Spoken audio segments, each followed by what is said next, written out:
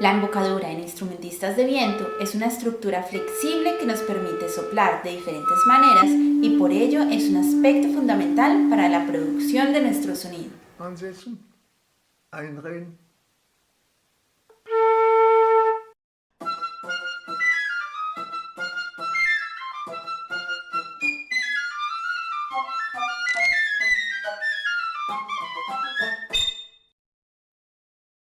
La búsqueda del sonido es un factor esencial para estudiar un instrumento, independientemente de qué estética se busque, y un factor vital para desarrollar nuestra sonoridad como flautistas es la embocadura.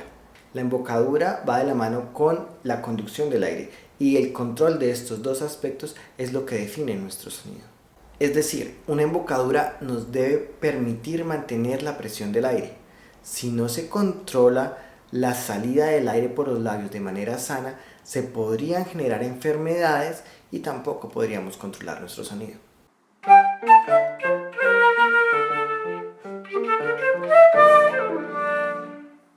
Pues embocadura es un tema muy importante para el flautista porque prácticamente también por razones acústicas el sonido se produce exactamente aquí, independientemente si la flauta es de oro, de plata, de plástico, lo que sea.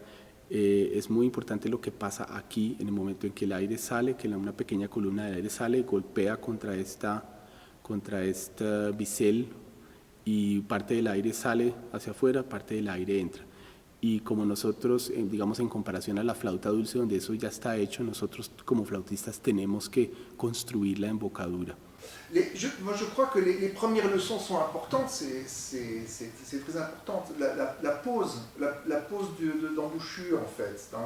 Ça c'est les toutes premières leçons. Moi je me rappelle, mon professeur, on travaillait tout simplement au début avec juste l'embouchure.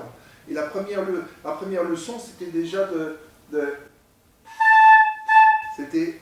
d'émettre un son à partir de la syllabe pu. Voilà. Hein. À l'époque, on utilisait beaucoup plus la tension.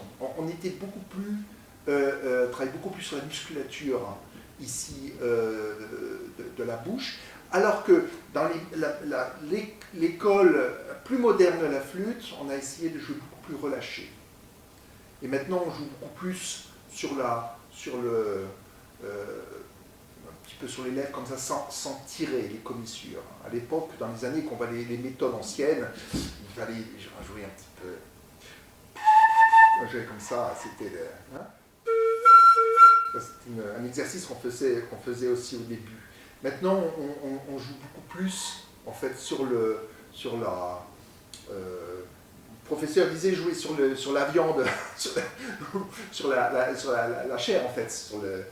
Das Hauptproblem beim Flötenspielen ist ja eigentlich der Ansatz, das wirkliche Flötenproblem. Und was ist denn das überhaupt, Ansatz? Das heißt nicht nur, wie setzt man die Flöte an, sondern das heißt, man versteht darunter alles, was im Lippenbereich passiert. Und es ist nicht mal nur die Lippe, sondern die Lippen, was wir mit den Lippen machen, hängt auch zusammen von der Zungenstellung. Das ist also eine sehr compleja sache de ansatz. No solo la velocidad del aire, sino también la forma transversal, la amplitud y la dirección del chorro del aire son los que influyen en la formación del sonido. Los labios, los músculos faciales y las mandíbulas son quienes controlan en mayor medida el hueco por donde sale el aire, con el fin de formarlo de la manera deseada.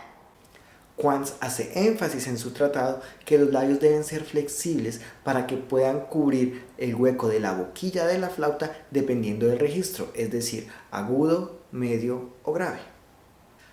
Además nos muestra un diagrama donde nos explica qué tanto debe estar cubierto el hueco de la boquilla dependiendo del registro. La primera línea, de abajo hacia arriba, nos muestra dónde deben ir los labios para tocar el re de la primera octava. La segunda línea ubicada en la mitad del hueco para el re de la segunda octava. La tercera línea de abajo hacia arriba hacia donde deben llegar los labios para el re de la tercera octava. Y la cuarta línea indica dónde se ubicarían los labios para tocar el sol de la tercera octava. JTA describe que los labios deben estar unidos, excepto en el medio, donde se forma una pequeña abertura para que escape el aire. No estiren los labios hacia el frente, sino hacia el borde del hueco de la flauta para que estén unidos y aplastados. Tafanel y Gobert nos explican. Aproxímese los labios hasta unirse sin apretar. Se debe mantener los labios poco más o menos en la posición en que se hallan cuando está entrecerrada la boca. Colocar la embocadura del instrumento sobre el borde del labio inferior de modo que se cubra el orificio en 1/4 parte. Altés describe en su libro, la embocadura, refiriéndose a la boquilla, ha de ser colocada bajo el labio inferior, bien adherida la placa en el hoyo de la barbilla a fin de estabilizar la flauta sin necesidad de apoyarla con fuerza. El labio inferior solo deberá cubrir la 1/4 parte de la embocadura. Acerca de la embocadura, Hans Wurz dice, aproximadamente 2 docenas de músculos alrededor de nuestra boca trabajan juntos de una forma complicada para formar la embocadura. Como nadie es igual que el otro, todos tienen su propia embocadura, así como sus propias expresiones faciales y rostro, y eso está bien así. Sin embargo, la embocadura está sujeta a ciertas reglas. Tenemos que diferenciar entre 2 grupos musculares que están en una relación antagónica entre sí. Este es, en primer lugar, un grupo de músculos que cooperativamente tiran de las comisuras de la boca hacia un lado y así tensan y suavizan los labios. Sin embargo, este alisamiento no es suficiente para formar el hueco entre los labios. Más bien, debe haber una fuerza antagónica que invierta el labio hacia adelante, el músculo orbicular de la boca. La musculatura que tira de las comisuras de la boca hacia los lados y el músculo orbicular de la boca que lleva los labios hacia adelante forman de manera antagónica el hueco entre los labios.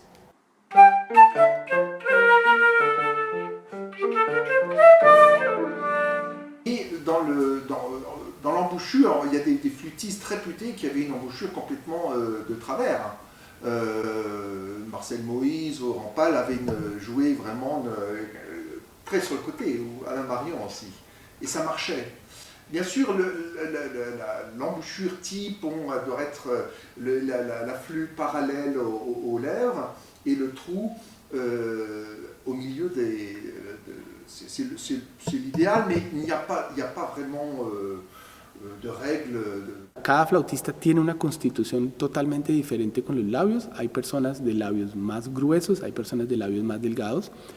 Y cada persona lo va a tratar de lograr de una manera diferente, pero yo creo que hay ciertas líneas generales que se pueden llegar, que es labios paralelos. Obviamente la parte donde se ubica la flauta es importante. En la flauta traversa o en el pícolo, en huecos más pequeños se tiene que poner la flauta más alto. En la flauta moderna se aprende o se enseña que esta parte del bisel está donde comienza, aquí digamos en la frontera entre el labio inferior y ya la piel o el mentón, más o menos aquí. Der ideale Ansatz ist dann gegeben, wenn wir mit den Lippen beim Spielen die größte Flexibilitätsmöglichkeit haben. Das sind alles sehr, sehr kleine Bewegungen, aber die müssen flexibel sein. Das heißt, so flexibel, dass wir mit einem Ansatz, also ohne die Flöte irgendwie da zu verändern, alles machen können. Alle Register spielen können, laut, leise spielen können, den Tonfarbe wechseln können. Alle diese Dinge müssen möglich sein von einem Ansatz aus. Und das ist der, wenn Sie wollen, ideale Ansatz. Este tema es muy complejo, ya que son muchos músculos los que construyen nuestra embocadura, y en muchos casos, para quienes no encuentran fácilmente desde el principio una embocadura ideal, también se les dificulta encontrar de manera sana y correcta una embocadura que les permita ser flexibles en todos los registros, en todas las dinámicas y con diferentes colores. Con la embocadura hay que tener en cuenta lo siguiente: nosotros tenemos aquí en la cara bastantes músculos, muchos músculos que mueven los labios, con los cuales podemos hacer todo tipo de gestos o muecas. Por ejemplo, cuando uno sonríe, este músculo, el músculo de la risa, este es un músculo que tira los labios y esto puede tirarlo de esta manera hacia arriba. Están los músculos con los cuales podemos aquí mostrar las comisuras de los labios o tirar los labios hacia atrás de esta manera.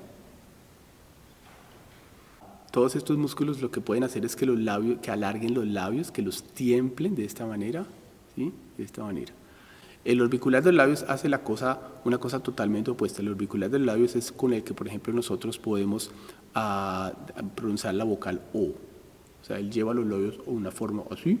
Los que practican flauta dulce, por ejemplo, vienen más de una embocadura así porque van con los labios a ponerse la boquilla en la boca y hacen esto. Cuando uno va a tocar flauta, tiene obviamente que entrenar también para en la otra dirección, porque crear un huequito entre los labios con el cual se pueda producir un sonido solo con la O es diferente. Para estudiar este tema, la mejor ayuda es el espejo y una guía de la sonoridad que estamos buscando, es decir, una imagen clara del sonido que queremos obtener.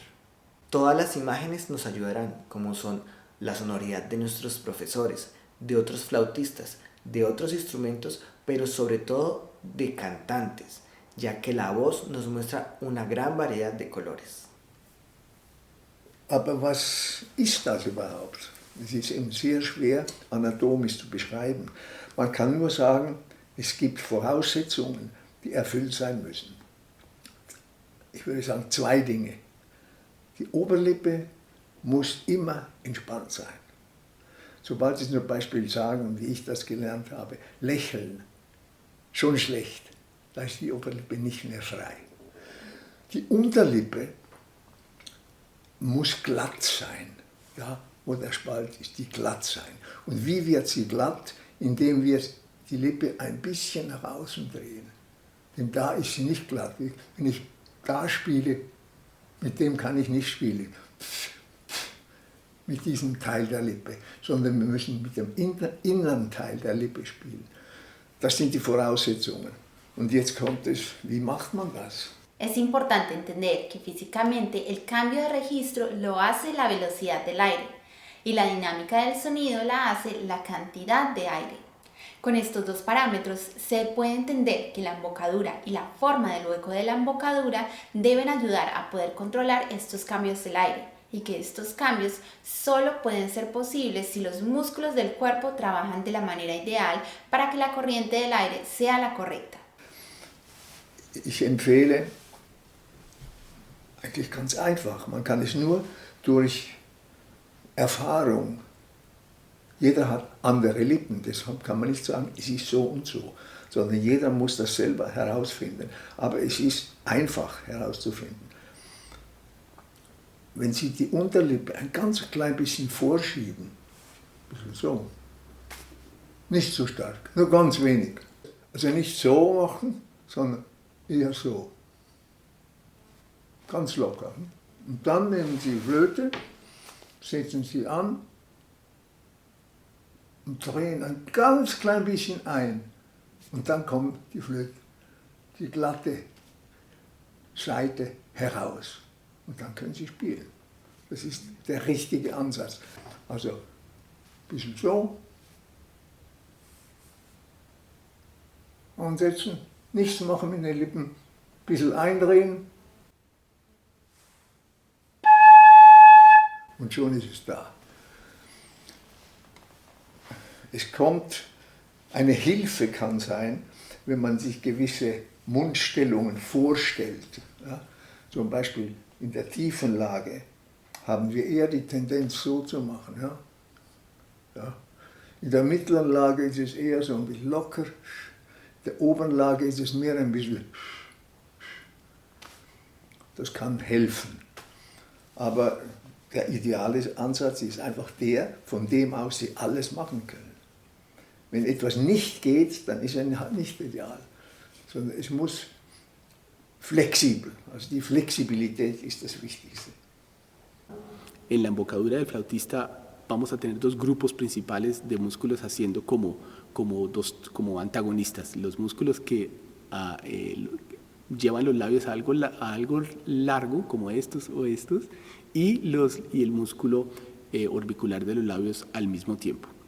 Entonces son 2 grupos como haciendo contrapeso. Y eso es importante porque esa es la manera o la vía más fácil de poder lograr un huequito entre los labios, que es por donde va a salir el aire, y el que va a decidir más o menos qué tipo de sonido se haga, porque el huequito entre los labios puede tener diferentes dimensiones, puede ser largo o corto, y puede ser alto o puede ser bajito. El papel que cumple el mentón junto con el labio inferior es también regular el tamaño del huequito entre los labios. Si el mentón está muy adelante, es decir, los labios están muy cercanos los unos de los otros, entonces el huequito va a ser relativamente pequeño,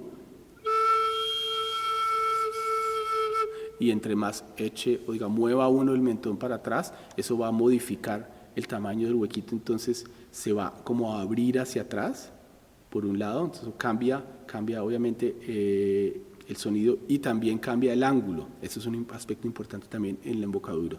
Si yo tengo los labios bien hacia adelante y luego echo el mentón y labio inferior hacia atrás,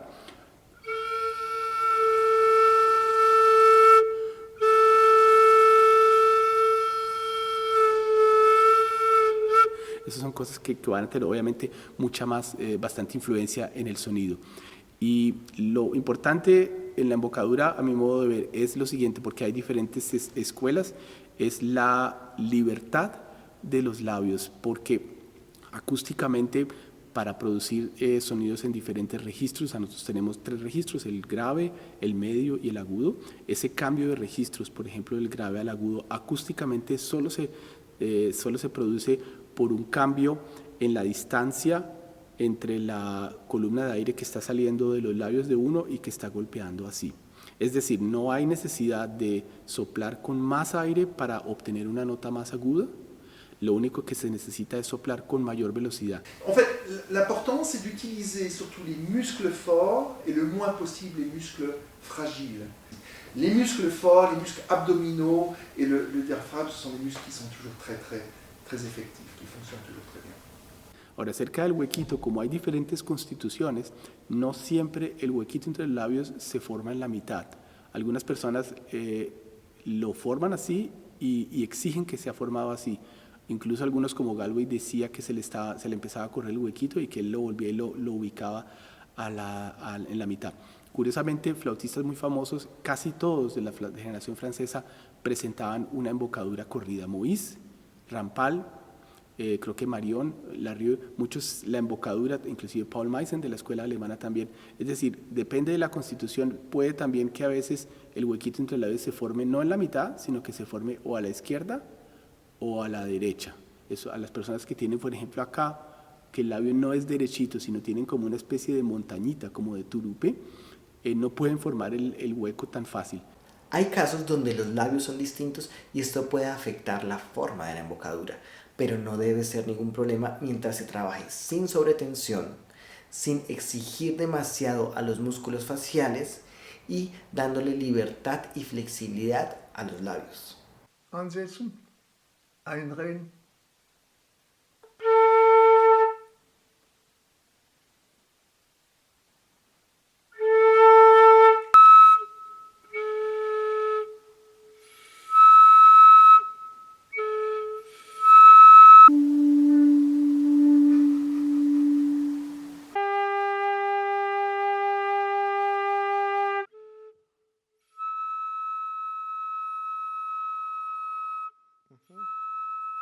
Todos los flautistas debemos invertir tiempo en la búsqueda y descubrimiento de nuestra embocadura, donde los labios queden libres pero controlados por la musculatura facial y que nos permita tener la flexibilidad que nos pide el instrumento para poder interpretar la música.